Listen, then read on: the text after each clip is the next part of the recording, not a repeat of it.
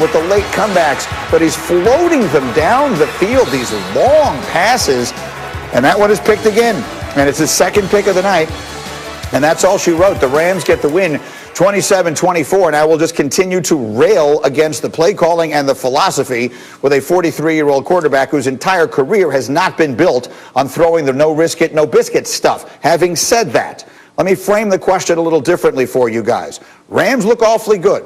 Bucs have really struggled. So if I were to tell you, and Jeff Saturday, I'll start with you, that one of the teams we were watching last night is going to wind up in the Super Bowl this year, which one would you tell me, Jeff Saturday, it's going to be? I have to say the Rams, and as much as it pains me to say that, because you know I've been a Bucs apologist kind of the whole season, right? I believe this team was going to gel and get better as the season progressed, but they have not. And give the Rams a ton of credit. Their defense has played really well all season, but the Buccaneers challenged Jared Goff to beat them, and guess what? He beat them. I mean, he outdueled Tom Brady. He went after him and beat him. Give him a ton of credit. So I got to go Rams there. Let's go to Greg McElroy. What do you think? Which of last night's teams would you bet will make it to the Super Bowl? It's the Rams, and they are resembling a formula that is awfully similar to the 2019 49ers. Young, offensive-minded head coaches, quarterbacks that are talented, but maybe a slightest bit of a liability, a decent rushing attack, and then a dominant and physical defensive front along with a talented ball-hawking secondary. We know that the 49ers almost won the Super Bowl last year, and if you look at the Rams here in 2020, they're kind of using the exact same formula. Maybe the results will be similar as well. Graziano, what do you think? Let me be clear, I'm still picking the Saints to represent the NFC in the Super Bowl, but if you're limiting me to the teams that played last night, I have to agree with these guys and say the Rams. It's very close to the group that was in the Super Bowl a couple of years ago, and you look at Tampa, look, this stuff doesn't work in the NFL where you slap a team together with a bunch of talent and hope that they can win the Super Bowl first time out of the gate. A team has to play together. They didn't have an off-season together. This is a team that brought in Tom Brady, had Tom Brady kind of like do a LeBron James kind of pick the roster kind of thing where they are all the players he wants, and now they're not designing plays that are suited for his game. It doesn't look great to me with Tampa Bay for their chances at the Super Bowl. I completely agree, which is the reason I will go in the other direction, because the problems that the Buccaneers have are so obvious that I can see them. And so if I can see them, why can't the coaching staff see them? Why can't someone... I can fix them. Stop throwing the ball down the damn field. Tom Brady is 43 years old. He should be hitting his back foot on a three-step drop and getting the ball out quick. And somehow Bruce Arians has decided he's living and dying on the hill of no risk it, no biscuit. Maybe that's why Jameis Winston threw all those interceptions. And maybe that's why Tom Brady's team looks so bad doing it. That's what I think. Let me bring the one and only Stephen A. Smith into the conversation. It has been much too long. Oh, there he is. 25 minutes from now, First Take will come your way. Hello again, Stephen. It has been much too long. I want to pick up the conversation there. You know, Tampa Tom and everything else with the Buccaneers. So much attention all season long. We've seen some real deep lows from that team, some very bad performances. Do you think they can turn it around in time to make a real shot at a Super Bowl? Not only do I think they can turn it around, I'm incredibly disappointed with my brother Jeff Saturday, of course, Dan Graziano, Greg McElroy, the outstanding job that they do on an everyday basis. Love those guys. But I must say I'm very, very disappointed. Tom Brady, yes, he might be 43, and through him throwing the ball down the field, he's been clearly inaccurate, leading the league in incompletions with 20-plus yards. We get all of that. But the flip side to it is that he is 43. He is a six-time Super Bowl champion. He has shown a tendency to correct the wrongs.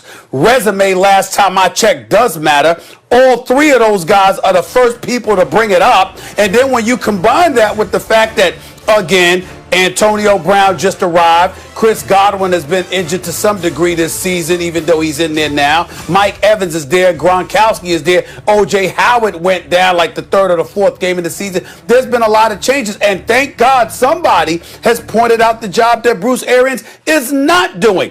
This is a man that was obviously a big-time offensive coordinator with Pittsburgh. He gets the offensive coordinator's position in Indianapolis as well as an assistant head coach. Pagano goes down because of his illness. He guides the Indianapolis coach to a 9-3 record.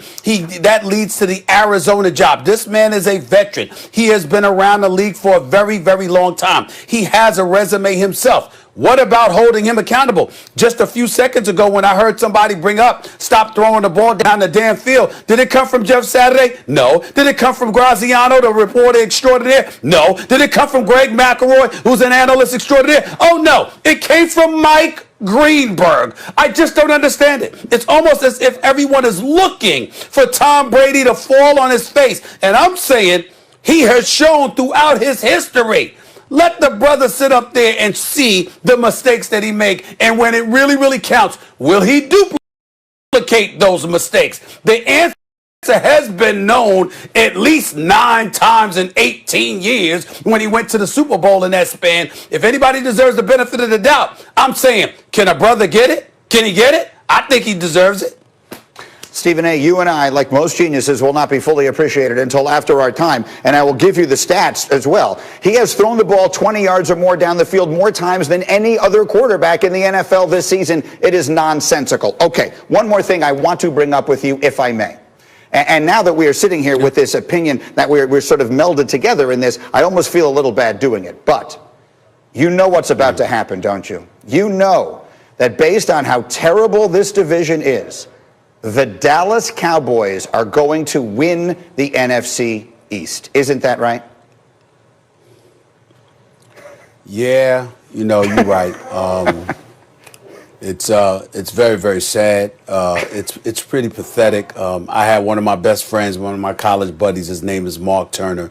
I love him to death, love him like a little brother, but I don't talk to him during the football season. During the months of September through December, I don't talk to him at all because he's just one of those disgusting, nauseating Dallas Cowboy fans. And sure enough, Greeny, at 7 o'clock on Sunday evening, with the Dallas Cowboys elevating themselves to just an impressive 3-7 record, this man decides to leave me a voice message about how they're winning the division, they're going to the playoffs, and they're going to have a legitimate shot at a Super Bowl. This is what Dallas Cowboy fans are.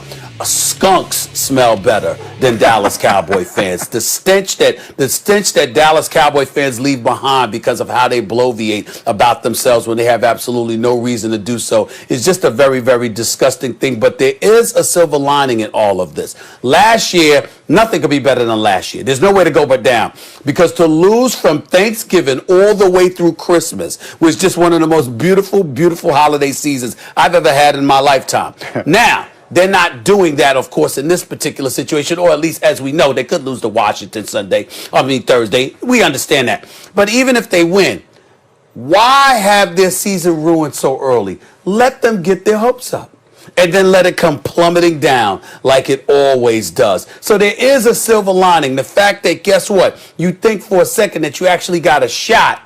You might start sticking out your chest and acting like you all that, and then you'll come crashing down. That would really, really be nice to see for the Dallas Cowboy fans to get their hopes up right around Christmas time, and then it just comes plummeting down. But unfortunately, because the NFC East is so awful, chances are the Dallas Cowboys, they won't really experience that level of misery. Their fans